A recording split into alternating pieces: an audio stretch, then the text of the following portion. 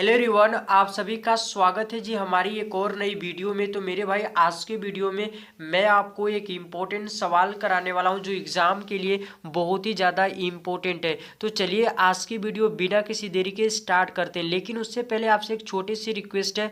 यदि आप चैनल पर पहली बार आए तो चैनल को ज़रूर सब्सक्राइब करें और अपने दोस्त यार के पास शेयर भी करें। तो मेरे भाई क्वेश्चन है हम लोगों का इंटीग्रेशन लिमिट -π/2 से +π/2 sine square X D X का मान ज्ञात कीजिए। तो चलिए इसे एकदम सिंपल तरीके से इस वीडियो में सॉल्व करते हैं। यहाँ पर आप देख पा रहे हैं कि दोनों लिमिट सेम है, नीचे वाला माइनस का है ऊपर वाला प्लस का है, ठीक है। और जब भी इस प्रकार से लिमिट होता है तो याद रखिएगा वहाँ पर प्रॉपर्टी नंबर 7 लगती है, यानी कि इंटीग्रेशन का जो लास्ट वाला प्रॉपर्टी है। तो चलिए इस गुणधर्म को हम लोग समझ लेते हैं आखिर ये होता क्या है। तो यहाँ पर मैंने लिखा हुआ है, आप देख सकते हैं कि प्रॉपर्टी नंबर 7 कहता है कि जब भी लिमिट आपका -a से +a हो, ठीक है, यानी दोनों सेम हो, नीचे वाला माइनस ऊपर वाला प्लस, ठीक है, f(x) dx होता है तो उसका दो आंसर होता है, ठीक है। एक तो होता है 2 गुणे limit 0 to a f(x) dx होता है और एक इसका होता है 0 होता है, ठीक है। अब आपका क्वेश्चन होगा कि सर ये वाला आंसर कब होगा और ये वाला आंसर कब होगा, ठीक है। तो देखिए सिंपल है, आपको क्या करना है, f(x) को देखना है, ठीक है। यानी ये जो फलन यहाँ पर दिया गया है यदि एक सम फलन है, ठीक है, यदि एक सम फलन है तो ये वाला आंसर आप लेकर चलेंगे और f(x) एक विषम फलन होगा तो आप उसका 0 आंसर करेंगे, ठीक है। याद रखिएगा कि f(x) को आपको देखना है, ठीक है। यानी पर यहाँ पर जो फलन दिया गया है यदि एक सम फलन होगा तो ये वाला आंसर आप बताएंगे और जब f(x) विषम फलन होगा तो ये वाला आंसर आप 0 करेंगे, ठीक है। तो आइए आप समझ लेते हैं आखिर कि सम विषम फलन कैसे हम लोग चेक करेंगे, ठीक है। तो उसका भी जुगाड़ मेरे पास है, आइए हम लोग सीख लेते हैं। तो आपको क्या देखना है दोस्त, सम विषम के लिए आपको क्या करना है कि x के स्थान पर -x रखना है फलन में, ठीक है। यानी जो भी फलन को आपको चेक करना है कि सम है या फिर विषम, तो उसमें क्या करना है, x के स्थान पर -x रखना है, ठीक है। यदि x के स्थान पर -x रखने पर वही वाला फलन आ जाता है, ठीक है, तो हम बोलेंगे सम फलन है। और x के स्थान पर -x रखते हैं, उसको सॉल्व करते हैं, यदि माइनस के साथ वही वाला फलन आ जाता है, माइनस के साथ वही वाला फलन आ जाता है तो हम कहेंगे कि विषम फलन है, ठीक है। एक बार फिर से देख लीजिए, आपको क्या करना है, जो फलन चेक करना है कि सम है फिर विषम, उसमें x के स्थान पर -x रखना है, फिर इसको सॉल्व करना है। यदि सॉल्व किए वही वाला फलन आ गया तो आप बोल देंगे सम फलन है। यदि माइनस के साथ वही वाला फलन आ रहा है तो हम कहेंगे कि विषम फलन है, ठीक है। तो आइए हमारे पास जो क्वेश्चन में फलन दिया गया है साइन स्क्वायर एक्स, इसको चेक कर लेते हैं आखिर ये सम है या फिर विषम है, ठीक है। तो आपके पास फलन क्या है, f(x) बराबर क्या है, साइन स्क्वायर एक्स है, ठीक है। तो इसको चेक करते हैं। तो सम विषम चेक करने का सिंपल सा तरीका है, x के स्थान पर आपको क्या करना है, -x रखना है, ठीक है। तो रख दीजिए, जहाँ जहाँ x है उसके स्थान पर -x रख दीजिए, ठीक है। तो -x रख दीजिए, यहाँ पर भी है साइन के अंदर, तो साइन स्क्वायर -x हो जाएगा, ठीक है। आप इसको सॉल्व कीजिए, ठीक है।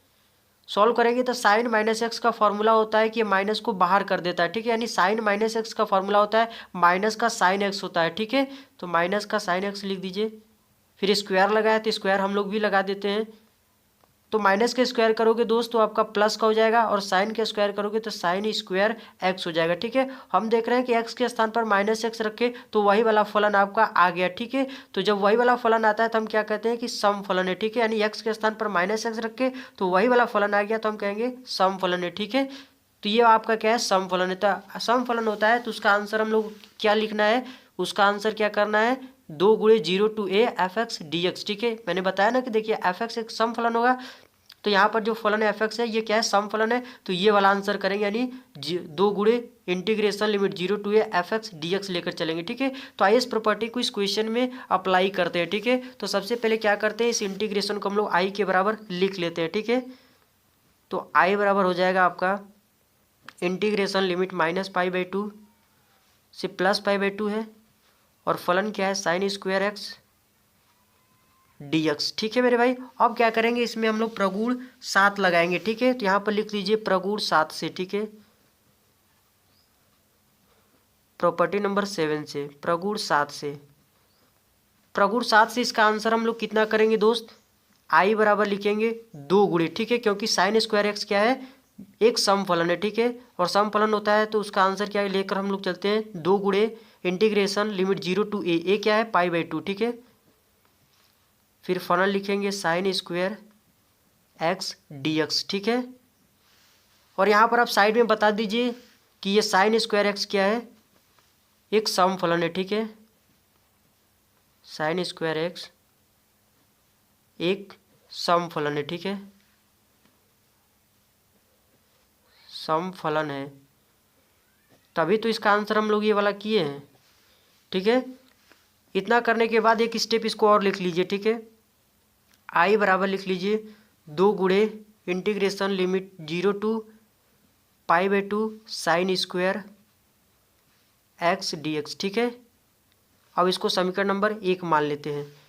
अब इसको यदि ध्यान से इसी इंटीग्रेशन को देखेंगे तो यहाँ पर प्रॉपर्टी नंबर 4 लग रहा है, ठीक है। क्यों? क्योंकि जब भी लिमिट आपका 0 टू ए होता है, ये क्या कोई संख्या, जैसे यहाँ पर क्या है π/2 है, तो वहाँ प्रॉपर्टी नंबर 4 लगता है, ठीक है। तो प्रॉपर्टी नंबर 4 क्या कहता है कि जहाँ जहाँ एक्स हो उसके स्थान पर a माइनस एक्स कर देते, ठीक है। लेकिन यहाँ पर ए के स्थान पर क्या है π/2, यानी π/2 माइनस एक्स रखेंगे। तो यहाँ पर आइए लगा देते हैं प्रॉपर्टी नंबर 4। तो यहाँ पर लिखेंगे प्रगुण 4 से,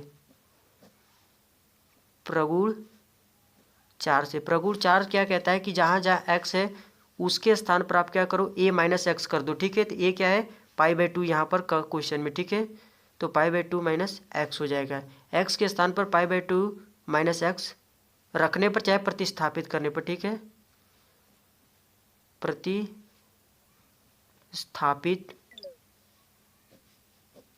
करने पर, मतलब कि जहाँ जहाँ x है उसके स्थान पर हमें क्या रखना है π/2 माइनस का x रखना है, ठीक है। तो आइए रख देते हैं।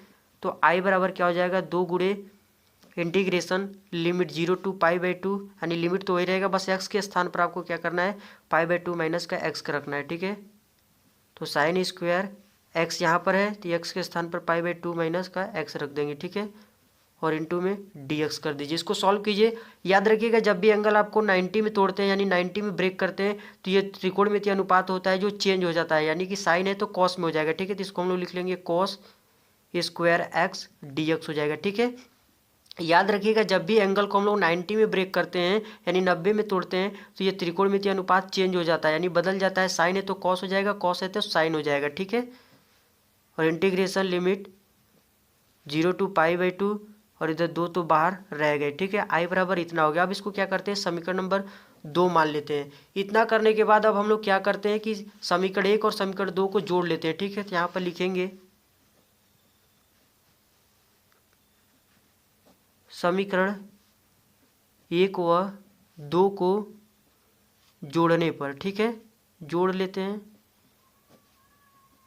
जोड़ने पर समीकरण 1 को ध्यान से देखेंगे तो इधर भी, इसमें भी इधर आई है और समीकरण 2 में भी इधर आई है, तो आई मिलकर कितना हो जाएगा 2i हो जाएगा, ठीक है। तो 2i बराबर लिखेंगे। और इधर देख रहे हैं समीकरण 1 को देखेंगे तो इसमें क्या है 2 गुणे इंटीग्रेशन लिमिट 0 टू π/2 और समीकरण 2 में भी है 2 गुणे इंटीग्रेशन लिमिट 0 टू π/2, यानी दोनों में ये सेम है। तो इसको एक ही बार कर लेते हैं, यानी कॉमन कर लेंगे। तो इसको लिख लेंगे 2 गुणे इंटीग्रेशन लिमिट 0 टू π/2, ठीक है। और पहले वाले में फलन क्या है साइन स्क्वायर एक्स, तो साइन स्क्वायर एक्स लिख लेते हैं। फिर प्लस करना है किसके साथ दूसरे के साथ, दूसरे वाले में फलन क्या है कॉस स्क्वायर एक्स है, तो कॉस स्क्वायर एक्स लिख लेते हैं, कॉस स्क्वायर एक्स, और इनटू में dx कर देते हैं, ठीक है। यदि इस ब्रैकेट को आपको ध्यान से देखेंगे तो ये किसके बराबर है sign square x plus cos square x किसके बराबर होता है कि आइडेंटिटी होता है जो कि 1 के बराबर होता है, ठीक है। तो यहाँ पर हम लोग लिखेंगे और यहाँ पर आप देख रहे हैं 2 से 2 हमारा कैंसिल हो जाएगा। तो आई बराबर क्या हो जाएगा इंटीग्रेशन लिमिट 0 टू π/2 और इस ब्रैकेट का मान किसके बराबर हो जाएगा 1 के बराबर हो जाएगा, ठीक है, यानी 1 dx हो जाएगा। और 1 dx का समाकलन क्या होता है आपको पता है कितना होता है x के बराबर होता है, ठीक है।